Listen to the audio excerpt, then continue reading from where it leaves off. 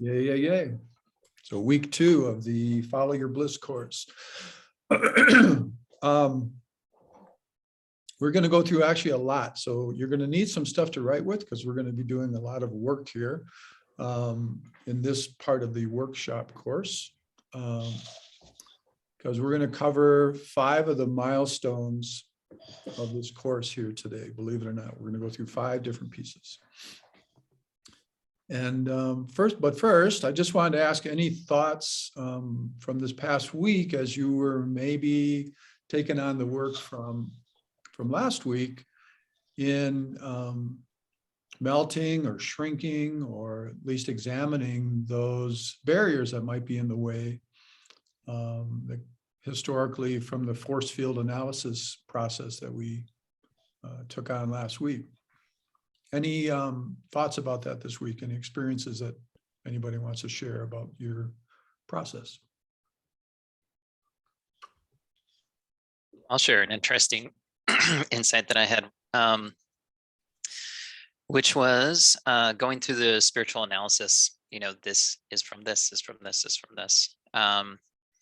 The things that showed up in my list actually just kept fitting into it. So I didn't have to actually make several different spiritual analysis. It was just one flow. And I was like, oh, because of that, that shows up, my avoidance and my procrastination. Because of that, you know, here comes my my anxiety and fear of rejection, you know. And so it just felt like, oh, it's all the same thing.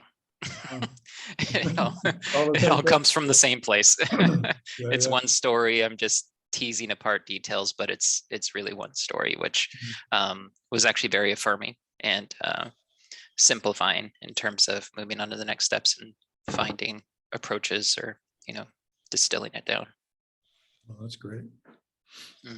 This big common thread, huh? Yeah.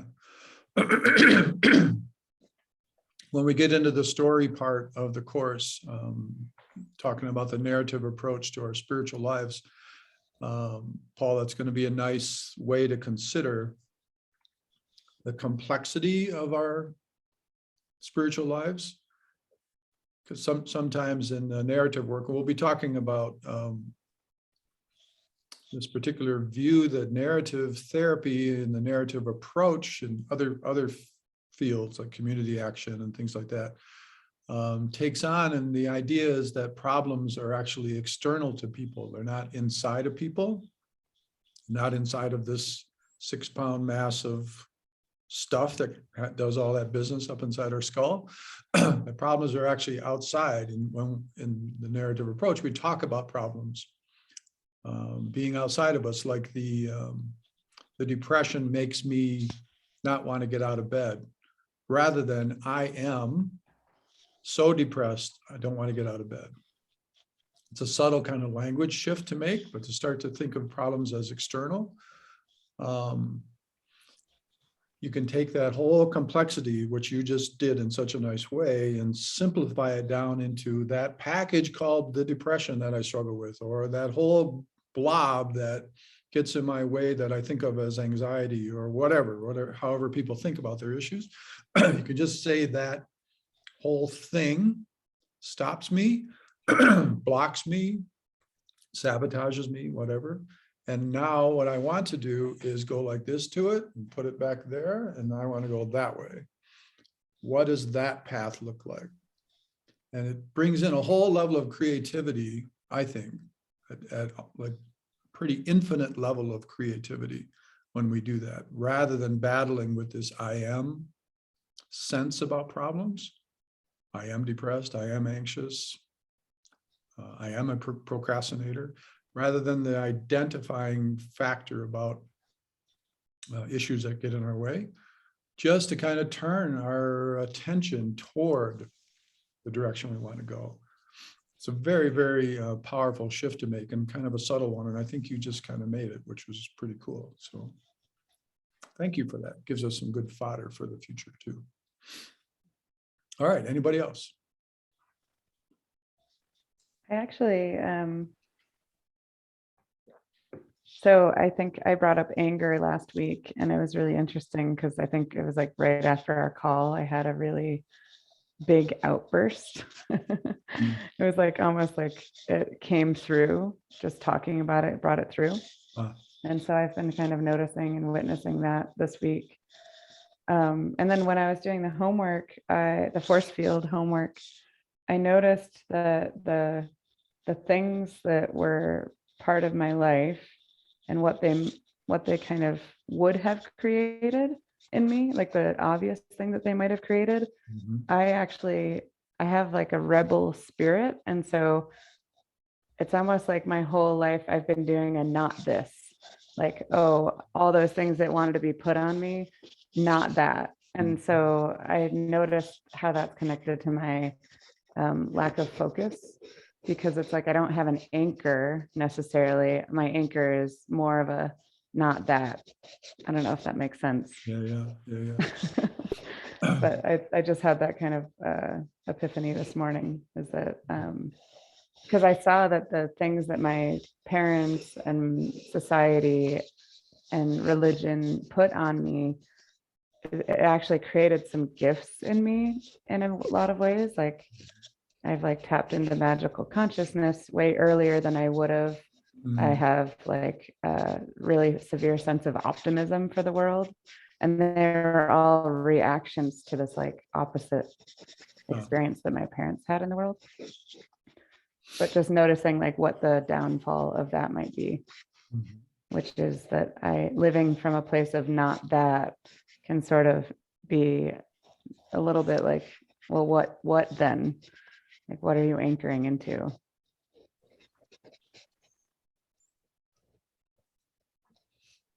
Severe optimism. That is an incredible phrase to say. I love that. Yeah. You can ask Rob and Nick. Oh yeah. Yeah. It's a hardcore condition for her.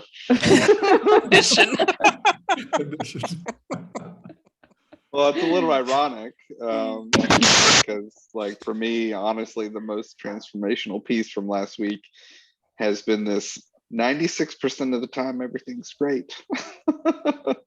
Like, out of everything else, is like, okay, that was great. But that little piece, like, I was telling Megan last night, we were checking in, I had a moment like this fight type thing with my ex, and it didn't become huge. It was still intense, but it wasn't huge because in my head I was like, this is a fight I can have next year. Like, it doesn't have to happen right now. Doesn't have to be like this thing that happens right now, because in reality life's pretty good right now. So a little more of that optimism, control, like, you don't have to solve this right now. Wow. So that's been the biggest thing in the last week, is I've had moments where I just put my head in my hands and go 96%.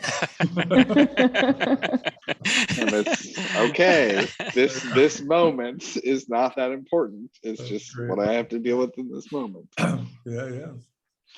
And just on that note, I also texted Paul after last week because I'm having these moments. So I just randomly giggle while we're doing this, because from my point of view, and I think all of yours, there's a giant pink sunflower eating Paul's head during this thing. This is my halo.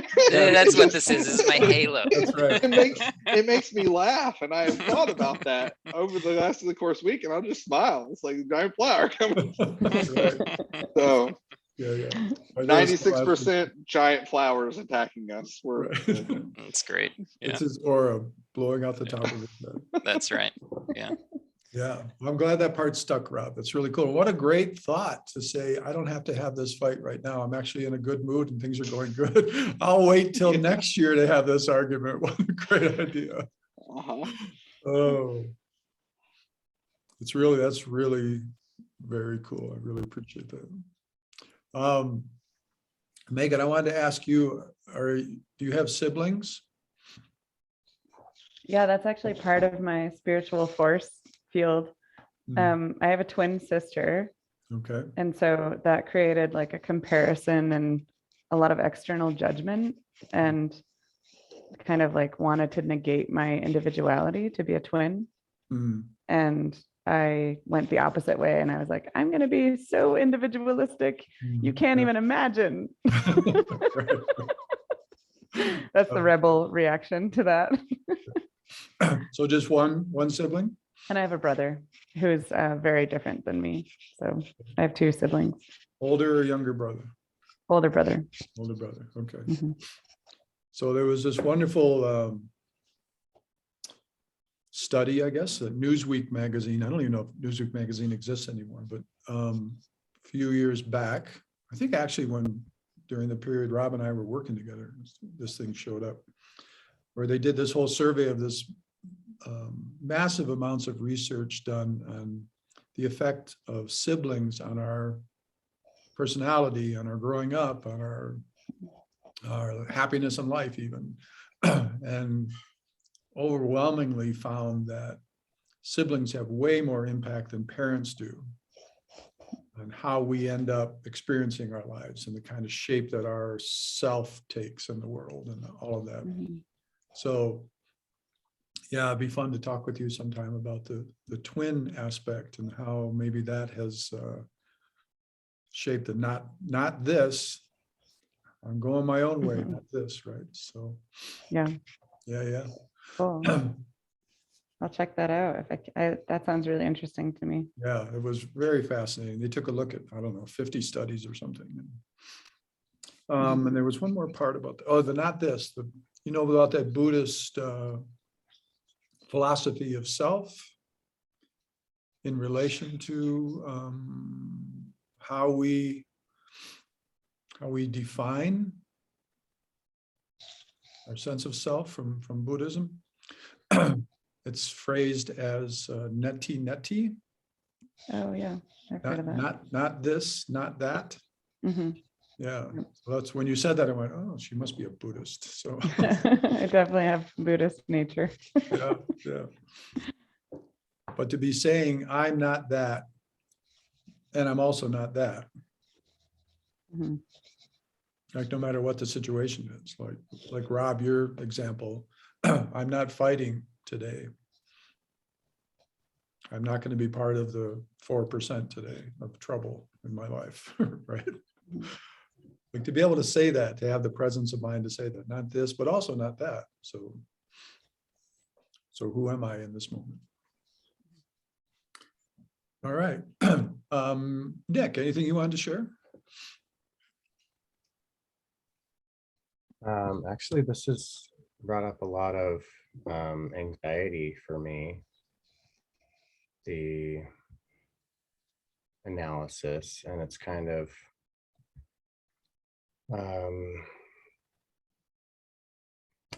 looking at these blocks and then trying to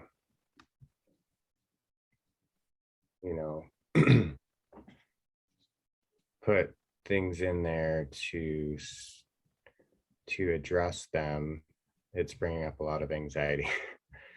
And I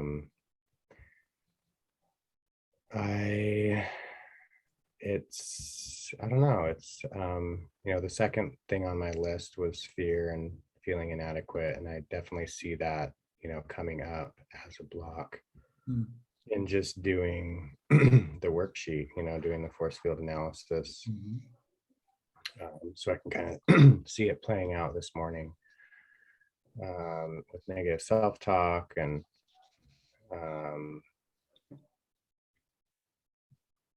stuff like that. So I'm kind of emotionally shutting down, to be honest, with it. Yeah. So it's hard. Yeah. And is that kind of a familiar thing that happens? Oh, yes. Yeah. Definitely. Okay. Just real quick aside, can you hear the voices? No? Voices in my head. He just points that way, the voice. They're over there. Yeah, they're over there. My daughter No, I Lexi is can't. here. Yeah, my daughter Lexi's here. She got here and she has a like elevated voice. She got here yesterday for Thanksgiving holiday. And the door's closed and everything, but I can hear her pretty loudly. So, but you guys, No, you're not I hearing think Zoom usually does a good job of filtering out extraneous noises. okay. I can't hear it. that. Okay, good.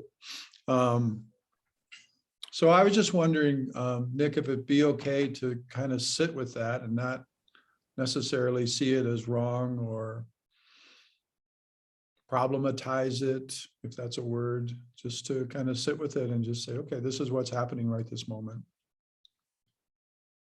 Because we're going to get into some stuff here that'll be moving pretty quickly out of what we focused on last week, the blocks and the things that are in the way, the patterns and all that.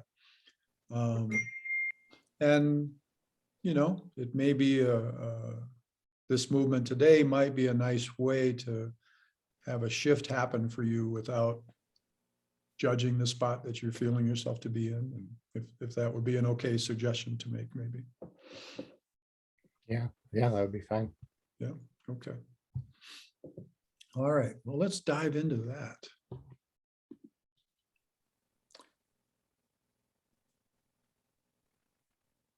gonna have to play with this a little bit.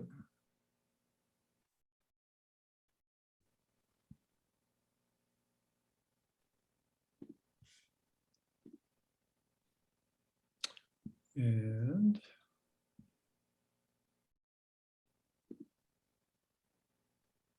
you can all see that, yeah?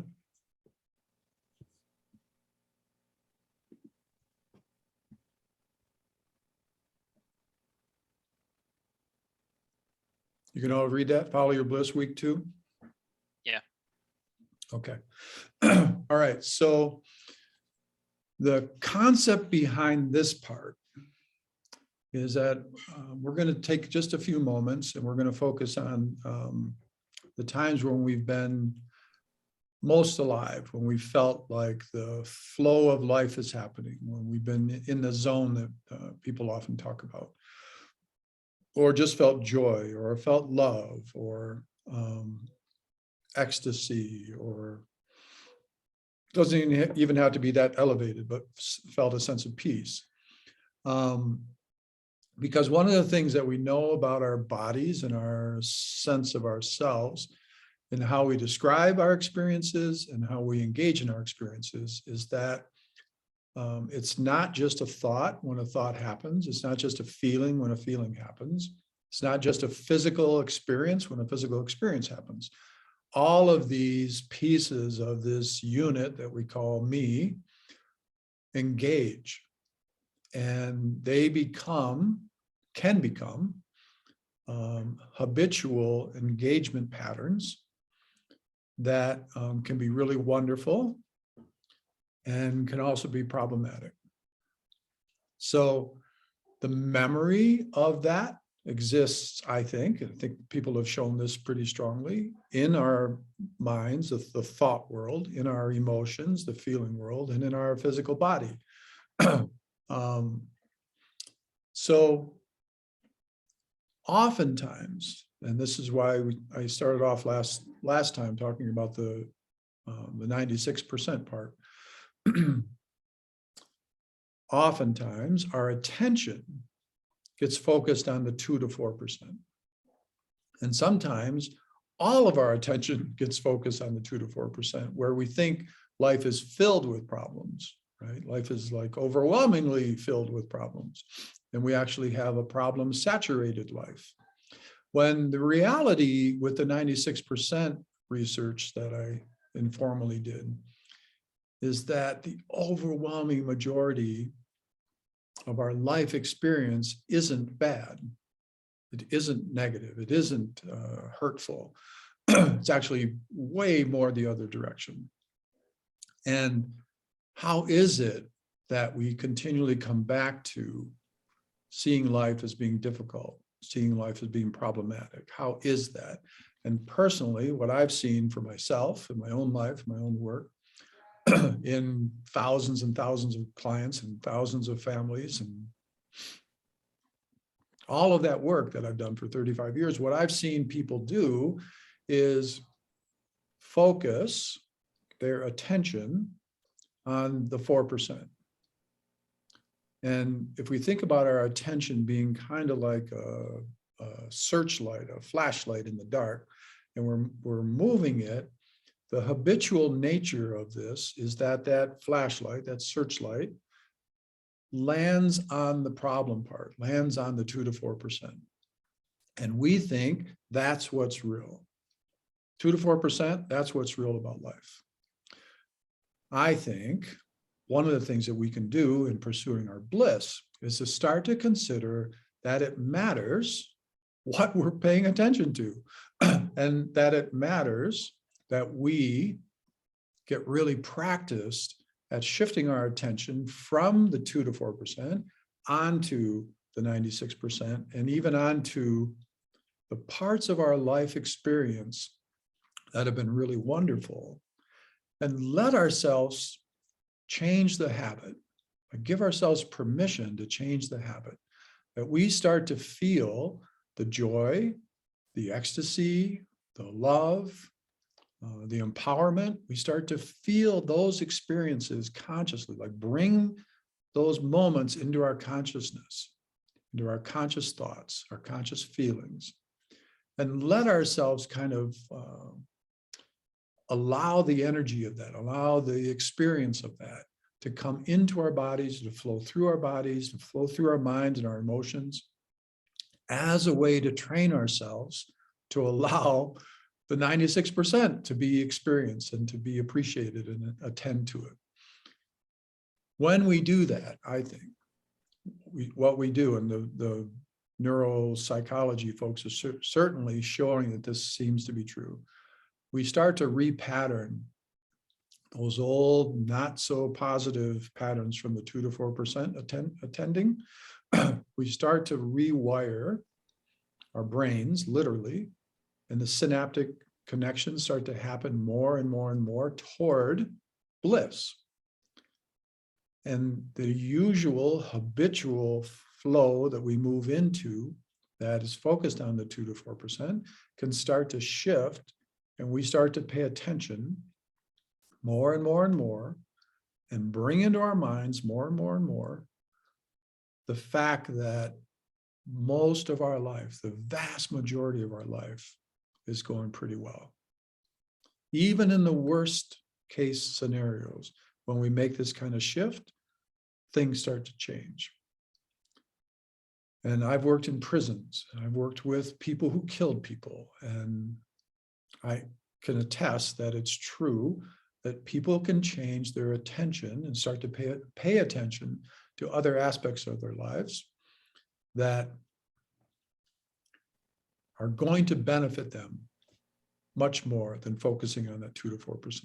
And it's not to say not to take responsibility for the 2 to 4%, not to appreciate it, not to own it and work through it and resolve the things that need to be resolved. It's not saying anything about that kind of process. Just saying, if we're going to pursue our bliss, can we work to actually rewire, reprogram the software called me into attending to bliss itself? I think when we do that, I think when we capture that process and be conscious about it, that it can make a huge difference for us. So when I think about the universe itself, I think, for me, my own cosmology, I think about the field. And that there's this 0 point field in the universe that physicists have called 0 point field, or they call it just the field. This connection that happens within the fabric of space and time. And that part of what happens when we start to focus on our joy is we become, like, literally more in line with how the universe itself flows, how the universe itself manifests. And part of what that energetic is of bliss is that it begins to open up the door for that aspect of the universe, that sense of just everything flowing, everything being connected, a sense of oneness of all of life, all of the universe itself, to flow through our bodies, that experience of joy and of happiness and of the joie de vivre, as the French say, right? The joy of life, that experience in some ways, maybe in many ways, is actually the universe, this field flowing through us, which happens all the time, but us being attentive of that flow. I hope that's not too woo-woo to be able to talk about that kind of thing, but I think we can train ourselves. We can practice it to be more and more attentive to that flow, more and more appreciating that the love that we feel, the joy of life that we feel, is an expression of the universe itself. That's why we feel joy. That's why we feel the flow, because we are in the flow. We're appreciating and acknowledging the flow of this field that's within us. So I used to play basketball when I was a kid. I loved it. Tore up my knees, unfortunately, as an older guy, but I'm working on it to get back into there, hopefully. But there were moments in games where I would just suddenly feel it. I feel like, oh, it's like the third quarter and we're going to win this game. I can feel it. And that flow that happened in sports for me at times was so clear. And it almost, there were some times where it didn't matter what the other team did. It just felt like things were just going to flow. And I would be in this, literally like in this zone where I could see like the whole chessboard of the game. I could feel it. And sometimes like I just couldn't miss. I just would shoot and I couldn't miss, or the pass I knew was going to happen like in 1.2 seconds over there. I would just like know it and just like throw the ball, and there it would be to one of my teammates. It was really a wonderful feeling. And that sense of flow stayed with me for a long time around basketball, especially, and then moved into other aspects of life, into my therapeutic work, and as a therapist, into leading workshops and things where this flow just kind of comes on. And what I've been trying to practice is to open up to that. So what I was going to suggest that we do here for just a couple minutes is to consider a flow chart, so to speak.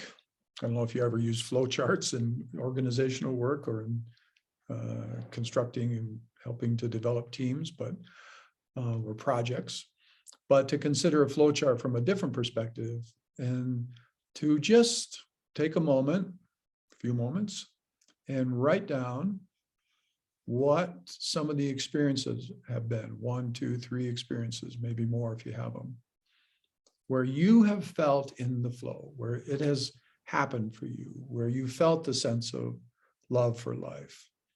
And just see if you can bring it while you're writing it, if you can bring that feeling up into your body,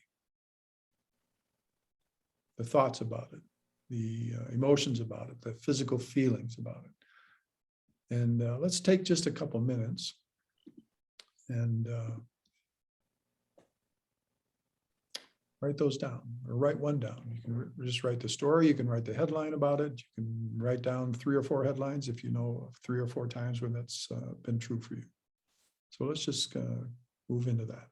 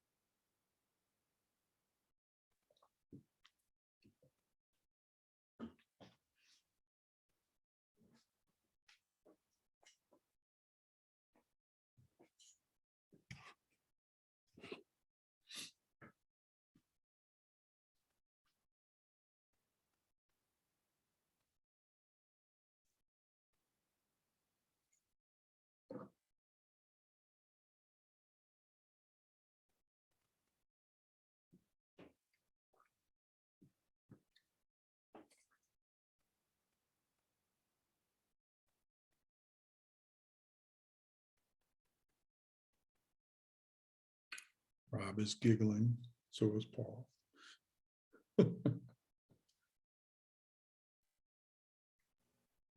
Probably at each other. Absolutely, yes. We're in the flow. There you go. No talk needed. Nope.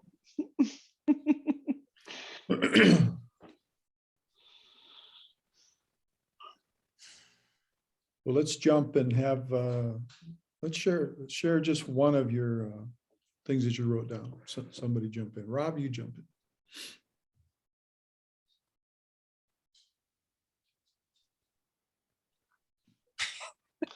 So my headphones just cut out for a second. So if you said you have to say it again. I love the searching eyes. Right. Did somebody say something to me? Uh-huh. I said, let's jump in and each of us share one of those moments. So Rob, why don't you start? Well,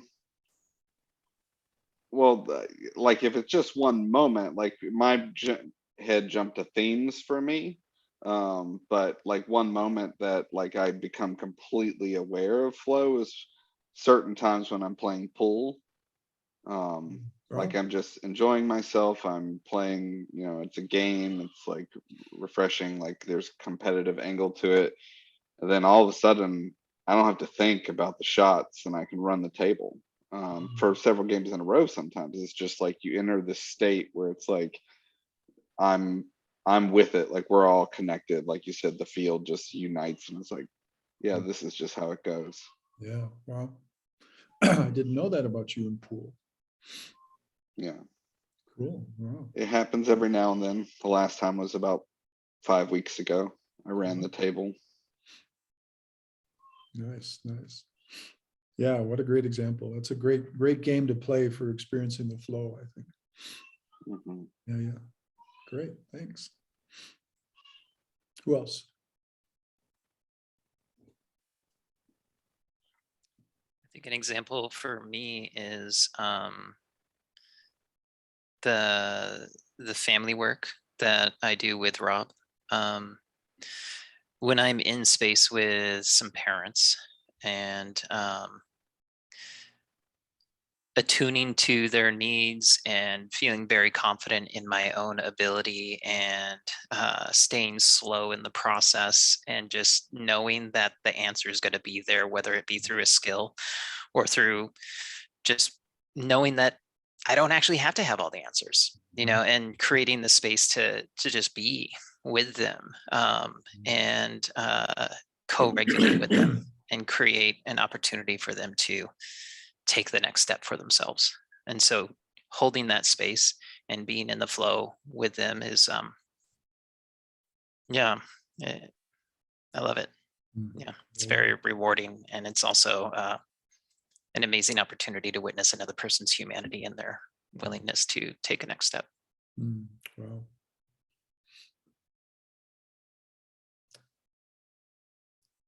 Yeah, that's really well said. Thank you for saying it that way, Paul. I certainly experienced that in family therapy a lot too. And there's this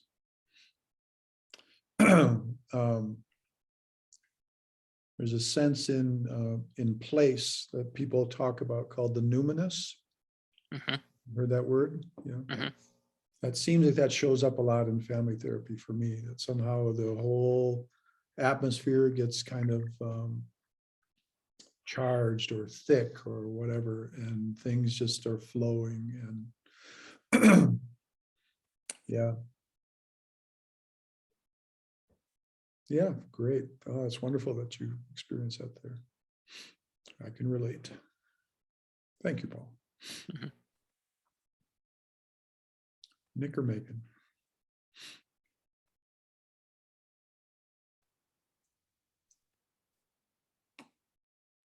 Okay, Nick. I can go. So I think when I'm researching topics and writing and coaching families for sure. And yeah, definitely feel that flow state also when I'm out in nature, exploring, Mhm. hiking. But it's interesting because I'm also seeing that every time I get into that flow state, I have a reaction of like not allowing myself to do it. So I don't know why I put the brakes on. Mhm. Maybe there's a sense of lack of control or something, like psychologically, because like you kind of enter this flow state, which maybe I'm interpreting it as lack of control or something. Mhm. Yeah. Yeah. And there's something about that when the feeling, I might not be in so much control of this flow state. If I let it go another inch, that feeling that happens right then with that thought is I better grab a hold of it. I better kind of bring it down a tad or something like that. Is that kind of what you mean? You know what? I just, as you asked, I just realized, I think, wow, this is kind of a breakthrough because I think I got a belief that work is supposed to be hard. And if you're enjoying it, Mm. then you're wasting your time. Mhm. And I'm thinking, I don't know, my religion comes to mind. And now at first I didn't know why, but I think because there was such an emphasis on not doing what you want to do and doing what God wants you to do, aka the church, and negating yourself, serving others. Um,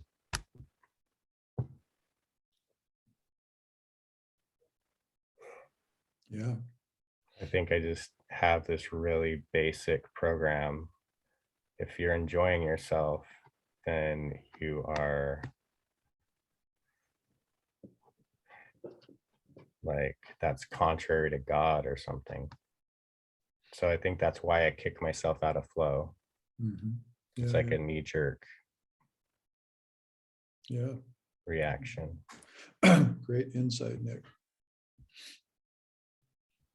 I'll send you the cosmic thumb drive, okay? Okay. It'll reprogram that hardcore software that's right there in the middle. And the cosmic thumb drive, all it has in it is permission. Oh, I thought you were gonna say 42. 42. Hitchhiker's Guide to the Universe, the secret of the universe is number 42. Number 42. Yeah. Okay, so it's cosmic permission. Yeah. Really Permission. Yeah, it just has permission.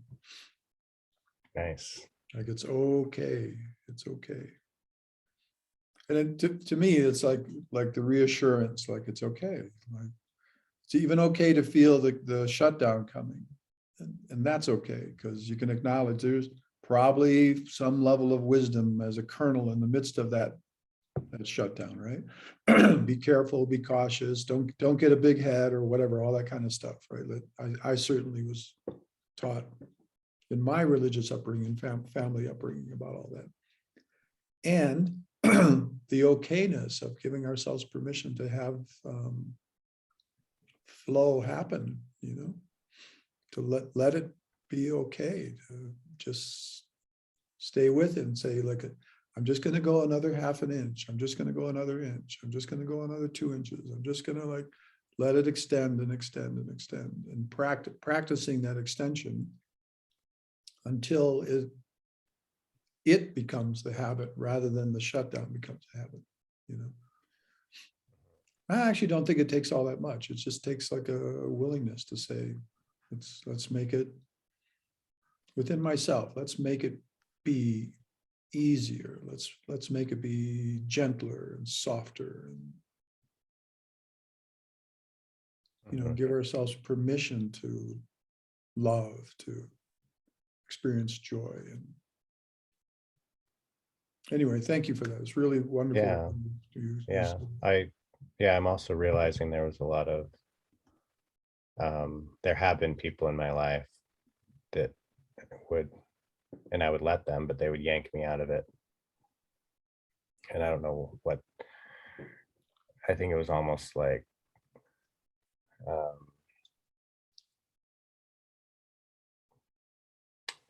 they don't understand it or something. And then I don't know, maybe that's a discussion for another day, but Yeah, I'm just having a lot of realizations. So thank you. good. Yeah, thank you for sharing them. I appreciate it.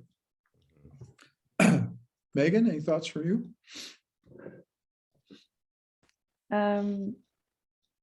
Yeah, I had three.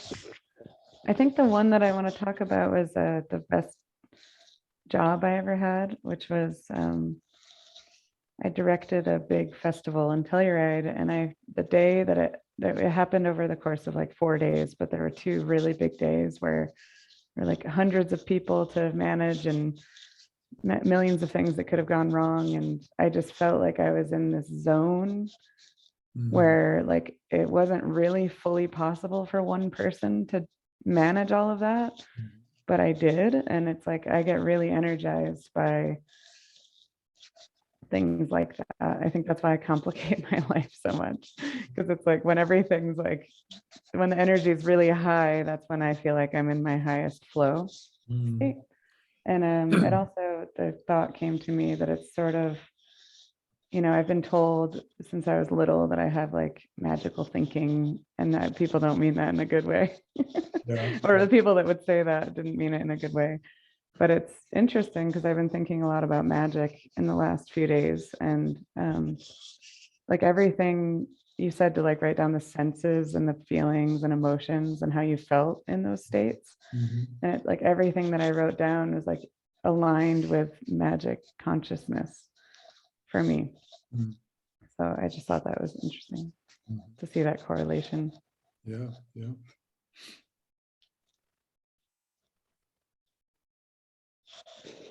Yeah, it might be fun to bring that that theme, that topic, magic consciousness, more and more into this course. I haven't heard those 2 words put together before, so it sends me off into all kinds of wonderful places too in my head. So, so it's 2 phrases you've introduced today that I haven't heard before: severe optimism and magic consciousness. Thank you for that. Yeah, so if we think about this, right, we think about this idea of how is it that we fall into these practices, these habits of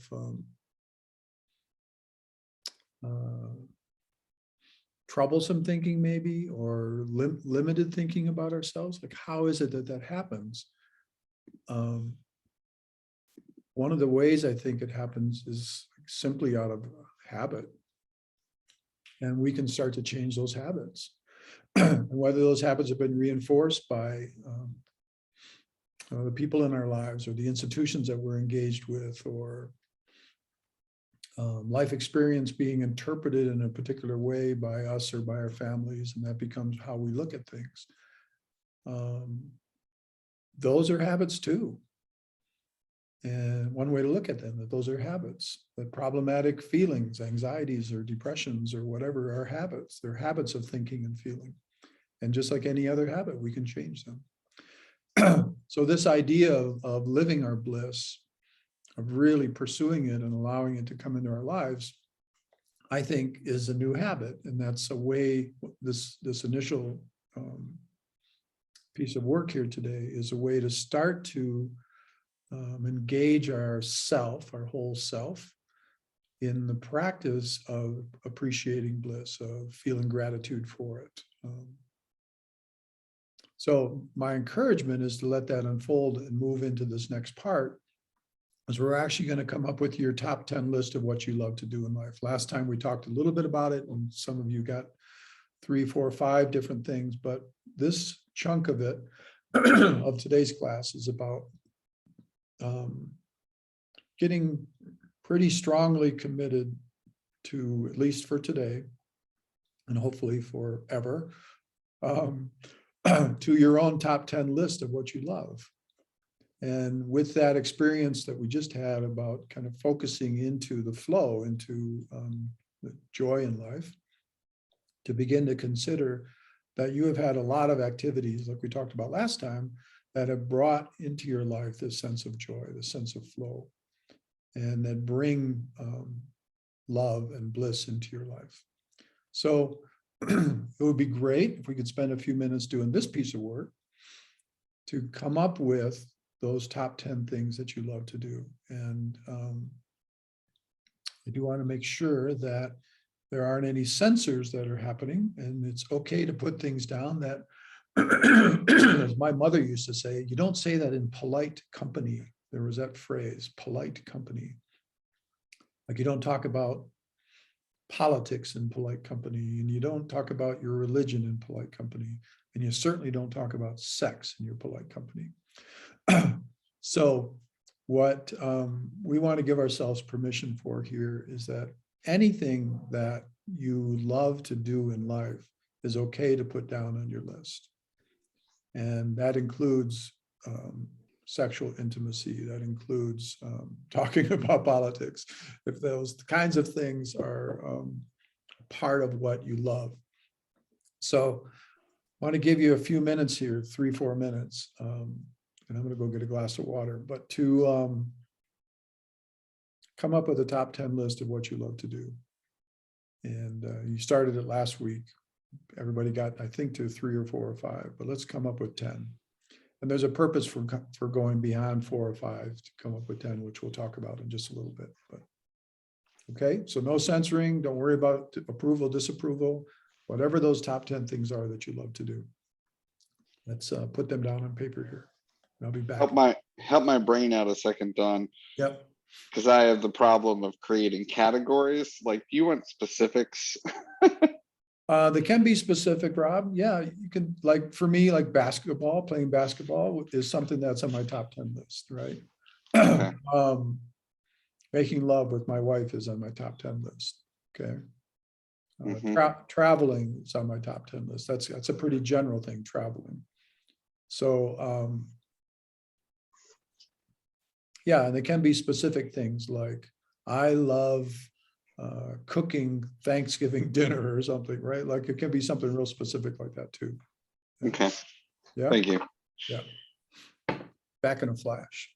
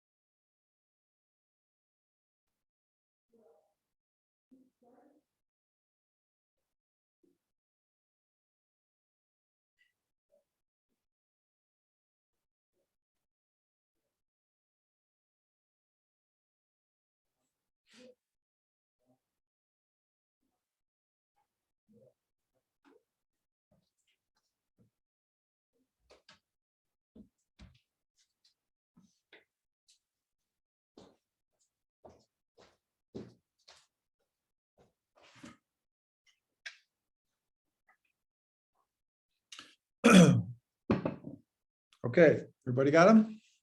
Megan's still working. No? Yes?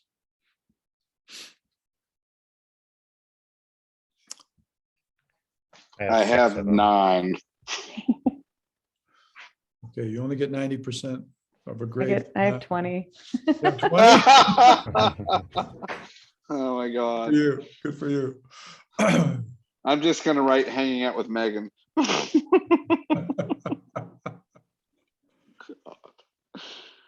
right, so you want to read them? That'd be fun, wouldn't it?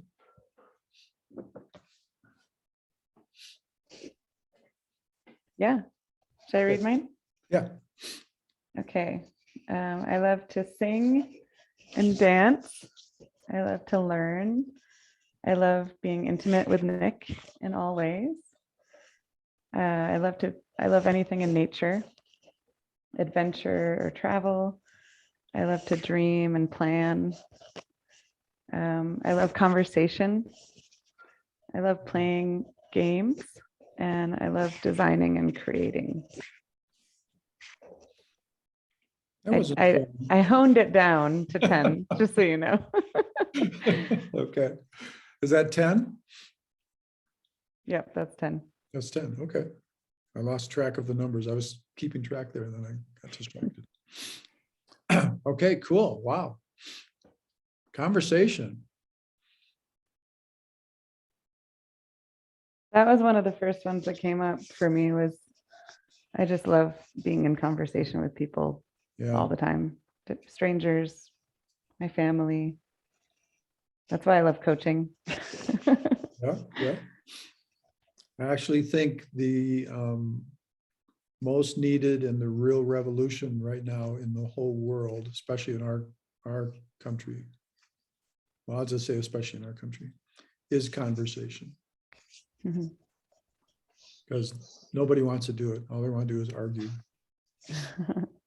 And to have a conversation instead is revolutionary, I think. So wonderful. I totally support that one. Okay, great. Thanks, Megan. All right, who's next?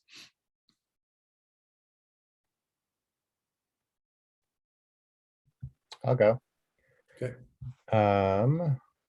Number 1 was sexual intimacy with Megan. Number 2, great conversations. 3, researching biochemistry and health. 4, playing with my kids. 5, hiking and exploring. 6, eating great food. And that's where we stopped. Remember, I had 6, and then hearing Megan's list, I was like, oh yeah, I love that too. So 7 was dancing. 8, learning. Of course, I guess that kind of goes in with researching.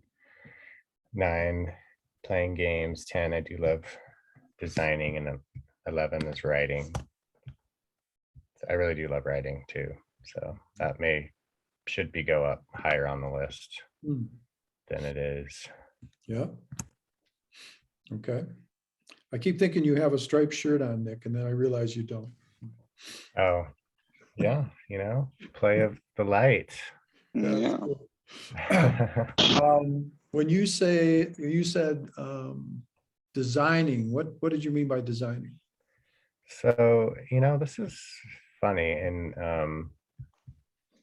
I've had so many surprises in my life, but when I got into entrepreneurship, I was like, okay, I need a website, and I didn't know I would really love designing my websites. It almost became, again, I think it's where my convoluted relationship with flow is. Like, I would get into flow doing it, and then I'd feel guilty, like, oh, like I shouldn't be doing that. But yeah, I got interested in like the HTML and the CSS and the design and the color schemes and matching colors, and just got really enthused by doing that. And I haven't done it in a long time, but yeah, and I say I'm surprised because I didn't necessarily love the visual arts. I focused on other things. Yeah. But that became very interesting and fun for me as I did that. Cool. Wow. All right. So designing websites in particular, that's what you meant. Mhm, Yeah, yeah, okay. mhm. Wow. And you had 11, Nick, I think, right? Yep, there was 11 there. Okay. One more question. Researching, learning, and writing, are those three things kind of linked in your actual practices? Yeah, you know what? And also conversations and philosophizing. It all goes together. I love to synthesize very disparate ideas, and look at things very holistically and like figure out all the contributors. So I love doing that. I love researching, finding the causes of things. For me, a lot of it focuses on biochemistry and health and mental health. Mm, And then organizing it and outlining it, writing about it, and teaching it. So when I actually really love teaching. I wonder why I didn't have that on there. mm. But I love teaching. I tutor my kids in school. That's really fun. I teach my clients nutrition concepts. Wow. Yeah. I'm And guessing. again, I think it's a kind of a big epiphany how I'm seeing all the ways that I keep myself from doing those things out of probably guilt. We used to joke around in this household that I lived in years ago in Ann Arbor with, what are you having? When someone would say something like that around guilt, the other person would try to lighten it up and say, what are you having for lunch today? Looks like a guilt cheese sandwich. So we try to make it be funny and silly to bring the power of guilt down and down and down. As a person raised in the Catholic Church, it was a major factor in life to overcome was that guilt. So yeah, I'm with you on that. Well, yeah, I can see some books coming. It's what I sort of envision when you talk about it like this, Nick. I don't know if you think about writing books, or maybe you have written books that you haven't mentioned, but. Yes, I definitely have a lot of books in me, at least Yeah. 10. At least And 10, wow, okay. I've written a couple of ebooks. So, but yeah. Yeah, why not, right? Yeah, why not? As Maslow said, if not you, who? And if not now, when? Yeah. Like, why not? Right? It's interesting I mean, a lot of the stuff I research and I come to conclusions about, and I have that same feeling of what you just said of, I always question myself, like, how come people don't know this? Or how come people aren't seeing this? Mhm. And then it's like, wow, I guess it's my job to help people know it and see it. Oh, wow. Yeah, yeah. Wow. In the same workshop that I went to, we're learning about the top 10 list of things to do, the top 10 things that you love to do in life. The spiritual teacher who ran those workshops back in the 80s, Arnold Patton, would talk about how to design your purpose in life, how to define it and design it. When you said that you just said just now, hey, well, maybe it's my job to do that. It had this feeling quality to me in my gut that hit so strongly, Nick, just now, if I could say. And I'm not saying that this is the truth about you, okay? I'm just saying my reaction to it. But the feeling quality was, that's your purpose. Yeah. Yeah, it is. And it's huge, actually. And yeah, so thanks for sharing that. yeah. Again, I'm not saying it's a truth. It just was my gut reaction to it. So that's up to you to decide. Okay, wow, cool. All right, Paul and Rob, let's hear from you guys. Sure. Um, I mean, this first one alone, I could probably talk about for a couple days. Nature connection and play in nature. Mhm. Then second one is cooking for friends and family. It's just such an act of love to make nourishing food for folks. So that's something I'm very passionate about. Sexual intimacy with my spouse, travel. I feel like I'm a gypsy at heart, so going and exploring is really something that, especially the work that Rob gifts me, I get to go and play in different places, which is amazing. Listening, singing, playing music is one. Sitting in ceremony, whether it be solitary or in circle or just with Sarah, is a really beautiful thing. Teaching about relationship and connection is something that brings me bliss. Simply laughing with friends. Telling stories is another one. Sauna and cold plunge. I just love all of the physical experiences of life, and those are two very full experiences that I just I can't get enough of. Learning about holistic health. I was a manager of an apothecary for a number of years, and I was an EMT, and I've had many other experiences of nutrition and the whole gambit. So yeah, I just love continuing to expand that knowledge. And then two more,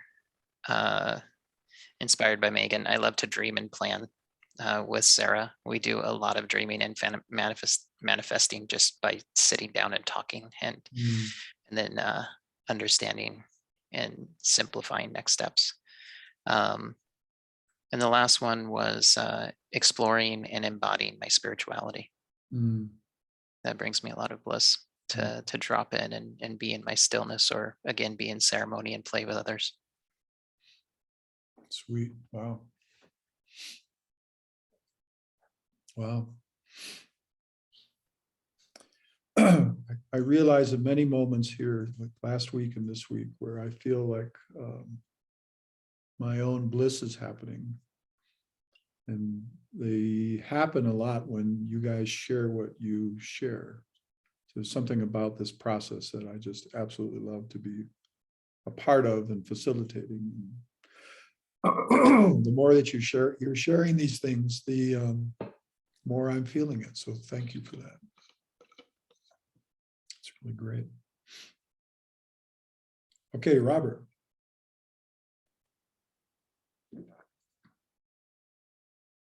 The searching eyes again. Sorry. Sometimes the universe makes things happen simultaneously. So my daughter just came in from the beach and was changing her clothes and getting everything ready. And now she's back out. Okay. Bye. All right. So it's funny, like I have a hard time with this sometimes because I categorize into, well, that's all the same thing. But here's what I.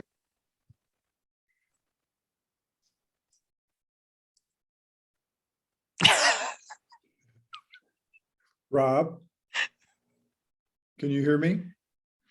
There's no sound, Rob. Rob, your headphones, the microphone's not working if you can hear us. No, we can't hear it at all.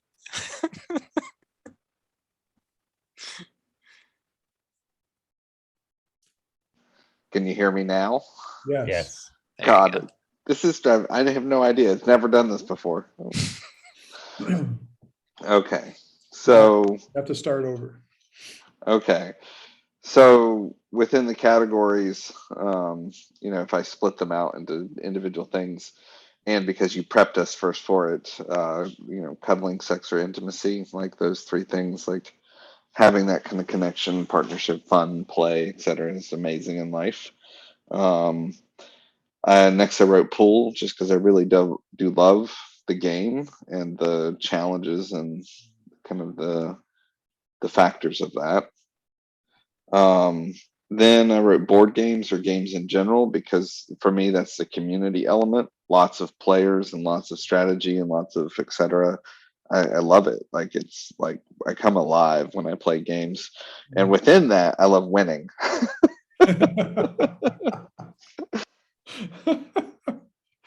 That's great.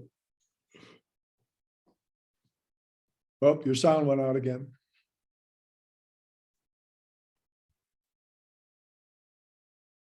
Okay, can you hear me now?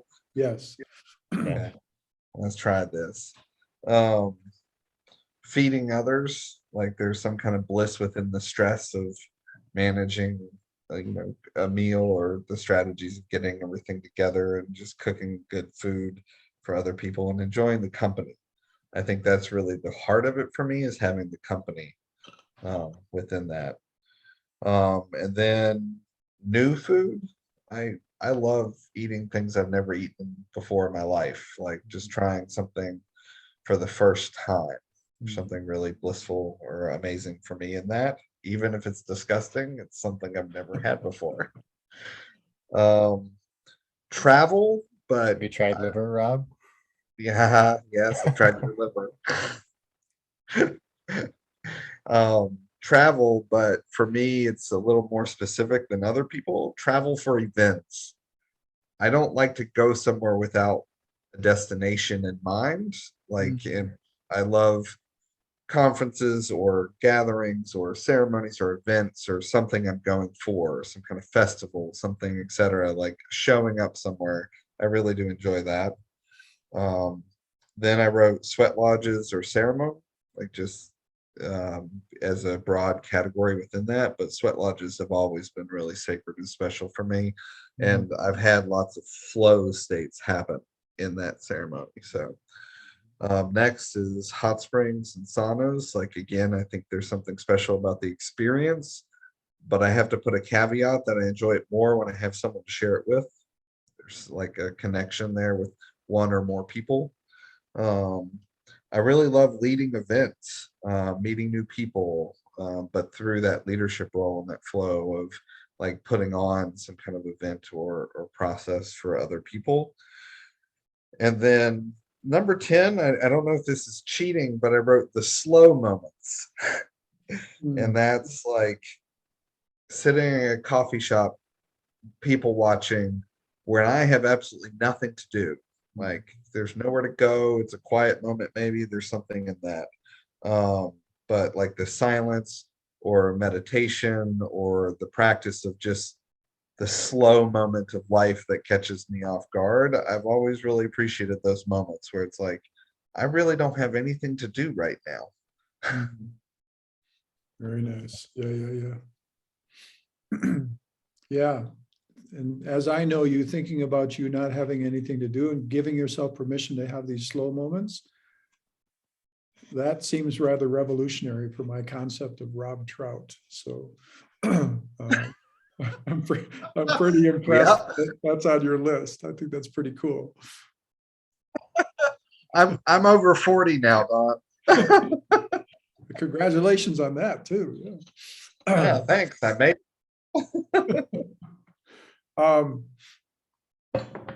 okay. I'm just realizing that we've got about 10 minutes left. So thank you for sharing all of that. And I want to do a quick jump to, let's minimize this, blink. And then come over here. What?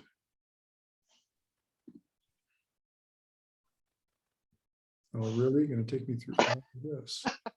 We get to learn your password. Yeah. All right.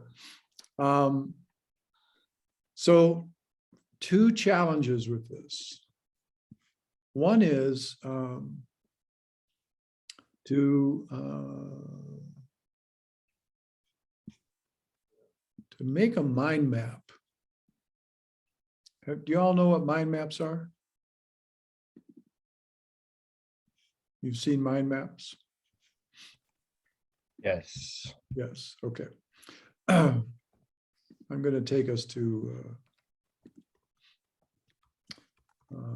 mind map.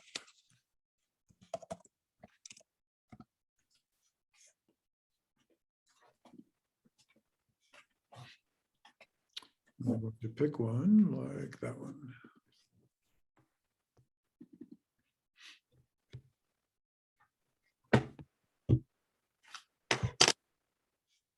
Okay. So you can all see this mind map? Yep.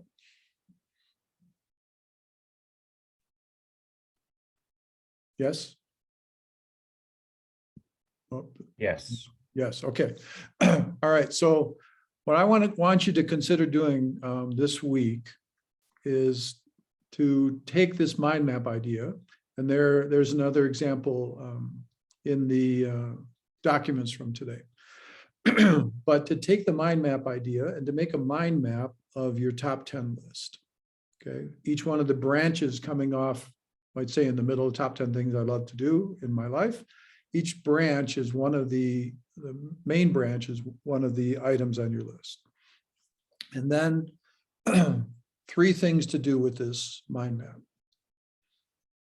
First thing to do is to say on one of the branches, just put in like we talked about last time, how many times in the past month have I done this particular activity or action that I love to do? How many times have I done it? So to actually put that number in as one of the offshoot branches. The second branch, offshoot branch, is to say what this particular item means to you. What does it mean to you about you? What does it mean to you about your life? What does it mean to you about your past? What does it mean to you about your future? If you are considering your friends, what do you think it means to them about you? So to reflect on the meaning of each of these things that you love to do. What do they actually mean to you about yourself and about your life? One of the ways we think about this in the narrative approach is that we are meaning makers. It's what we do. We make meaning of things. And in that process, we elevate certain aspects of our lives. And we also eliminate or shrink certain aspects of our lives by the meaning that's made. And that meaning can be done out of, I wouldn't say pressure, but out of the connection that we have socially, the connections we have socially, either with family or friends or professionally or just the culture in general. And the meaning can be made from within our own self. But to take charge of the meaning, to start to say, this is actually really important to me, or this is actually not so important to me, and to begin to flesh out what each of these aspects of your life, each of these activities of your life actually mean. Can be a really empowering step to take, where you are the person who's, as Michael White in the narrative approach used to say, you're performing meaning. You're the one who's laying on the meaning onto this particular activity. And you can look at the meaning that you write down as one of the branches. It can be several little like smaller branches coming off that. There might be 3 or 4 or 5 things that it means to you. But you can look at that meaning and say, yeah, it does mean that in some ways. But in other ways, I actually don't like that meaning. So let me think about it for just a minute and see if I can reframe that or rephrase it, or just like say, no, I don't actually want it to mean that for me anymore. And to take charge of the actual meaning that we give to each of these things. So that's the second piece that I'd like you to do with this mind map idea.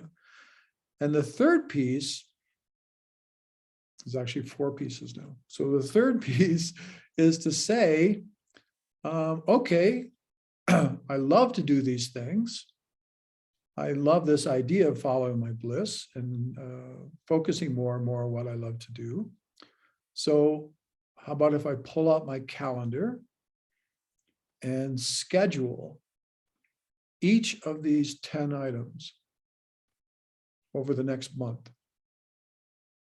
Put it into your calendar, it's like from 3 o'clock to 4 o'clock on Friday afternoon next week. Rob is going to go sit in a coffee shop with nothing at all to do.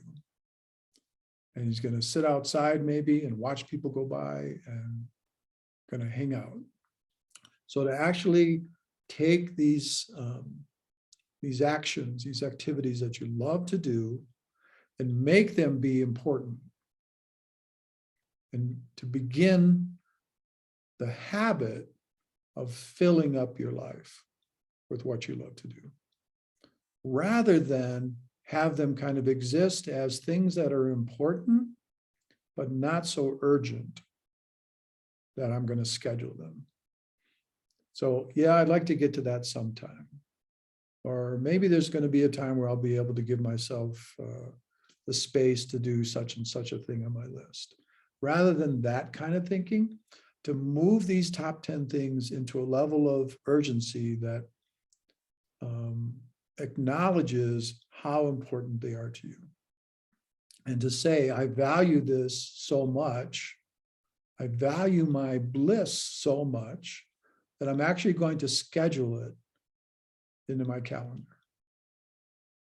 And I think when we make that kind of decision, we make the conscious decision to say, I know that the more things I'm doing in my life that I love, the more I'm going to love my life. We make that conscious decision to pursue that, it shifts things for us. It makes a difference. And we can become the schedulers of bliss. We can become the orchestra leader, what they call the conductor of the orchestra of our life, rather than just kind of allowing things to happen, allowing old habits of procrastination or whatever, of doubt, of uncertainty, of guilt, any of these old kind of programs that we all know aren't so healthy for us. Rather than allowing them to be running things, we become the organizer for our own life. So to actually take those 10 items on your list and schedule them in, like physically write them in or type them into your Google Calendar, whatever you use for a calendar, and put it in and set aside time to make sure that it happens. That's a big challenge for most of us to actually think that. You guys are wonderful about this. You're all like so heartfelt and committed to this process of your own life, but to really be conscious about it and say, I'm going to do this. I'm going to do it for me because what I love to do matters in my life. It's an expression of this universal consciousness that we're talking about, this magic consciousness, as Megan said. The sense of the field, that it expresses that through me, what I love to do. And so I'm going to try to do it more and more. So the last piece on your mind map, you can put the date in if you want that you're scheduled, that would be cool on your mind map. But the last piece is to start to think about what I think of as your bliss team. So to start to consider that it makes a difference. The people in your life who are willing to be supportive of you. People in your life who are willing to say, I care about you enough that I would support you in pursuing these activities that you love to do. So to start to think in your own mind, it's me, what I'm going after, super selfish in one kind of level. I'm going to go after what I really love to do. To me, I think about that as positive selfishness. I think it's a great thing to do for ourselves. And it really, really helps to be in community about these kinds of things, to be reshaping and enhancing what we love to do through connections with other people to get their support for it. So when I think about you considering your bliss team that really wants you to sit down this next week and with 1, 2, 3 people maybe who are really important to you, who you know will be supportive, and to share your list of your top 10 things with them. To actually take the action to share it. And to say, it does matter that I have support. It does matter that my top 10 list exists within the community of my most important people. Like that matters.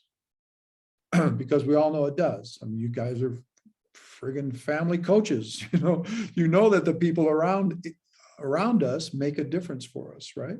So to really consider that we can get conscious about this part too. We can say, I know these people will be supportive. I'm going to actually share this somewhat revolutionary stand that I'm taking, that my bliss matters to me. And I want to pursue this direction of filling up my life with what I love to do. Would you be willing to be supportive? Could I read you my top 10 list? And I'd love any feedback, any support, any encouragement that you could give me. So to find 1, 2, or 3 people this week, sit down with them and share your top 10 list. Yeah? That seem like too big of a challenge, or does that seem okay? Yeah, good. Sounds great. So mind map, top 10 things that you love to do onto your mind map. How many times you've done it over the last month, just to give you a little reality check about it. Be honest about that. Like, don't fudge it. If it's 0, zero's fine. That's a good place to start. But just let's be real about it, right? What does it mean? What does that particular activity mean about you as a person? And then who in your bliss team, who could be on your bliss team that would be supportive of this direction? Yeah.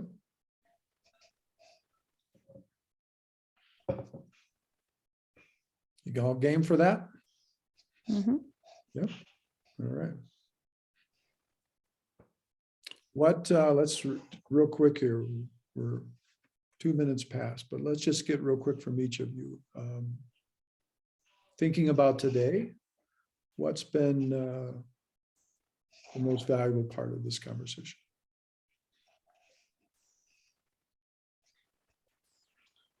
I'm going to say what I didn't write.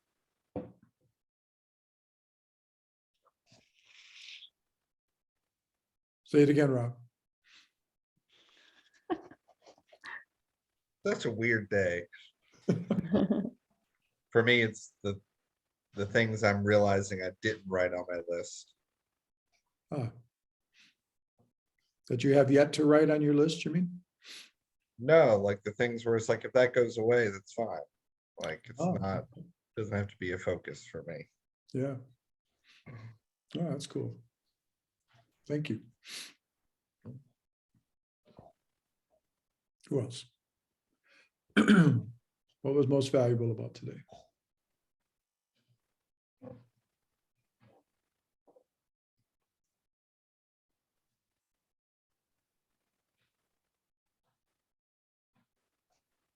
I have to say,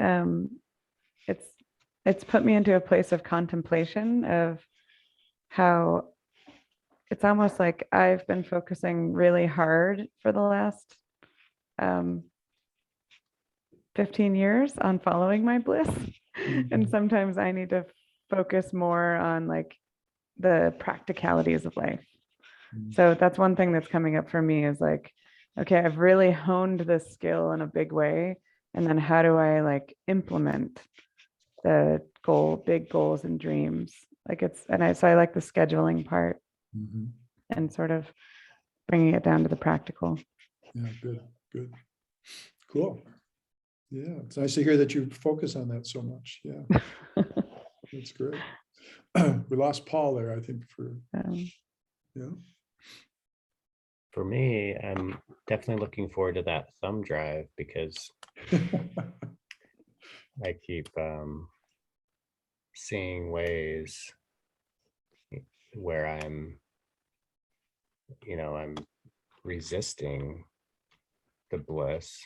I kind of feel like I have this confused relationship where I want it, but then I push it away, and then I want it. And so, yeah, I'm having this roller coaster of emotions about all of this. And so I definitely need to do a deep dive on it and, you know, change some of those beliefs that I have, and like sort of I've kind of like a lot of my past makes sense, and looking at it through this lens, you know, times where I have followed my bliss and um, fallen on my face, and then developed a belief that following your bliss leads to failure. And so I have a lot of that, all of that to unravel. So it's actually very emotionally raw and potent for me. So thank you, Don. Yeah, you're welcome. You're welcome. Paul is texting me, Don. He had a power surge that took out his house. Weird. Okay. He's waiting for the Wi-Fi and everything to reset, but The field is trying to get his attention somehow. yes. All right. Well, you have my 100% support for all of you in pursuing this piece of work here this week. I think my maps are a great tool. Here comes Paul. And when we dive into this process, I think, like Nick, you're being so clear and honest about some of the challenges to it. It brings up challenges. It brings up that sense of permission and how much we value our own direction and our own inner guidance, our own still small voice within us, you know, like how much we're willing to honor our own self, you know, in this process. And I really appreciate how you've been saying that, Nick, about that the challenges are coming up, and like in some ways, great, like bring them on, you know, because here we are, we're going after this, and we want to see those challenges show up. That's to me, that's telling us that we're moving, that there's a process happening. Otherwise, they wouldn't come up. So great, so we're in the process, right?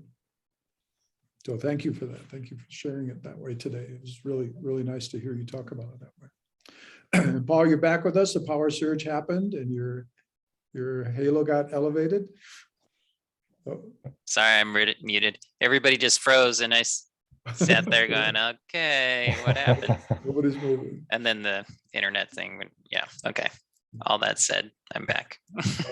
You get the last word today, Paul. So go ahead and what's been most valuable about our conversation today? The exercises.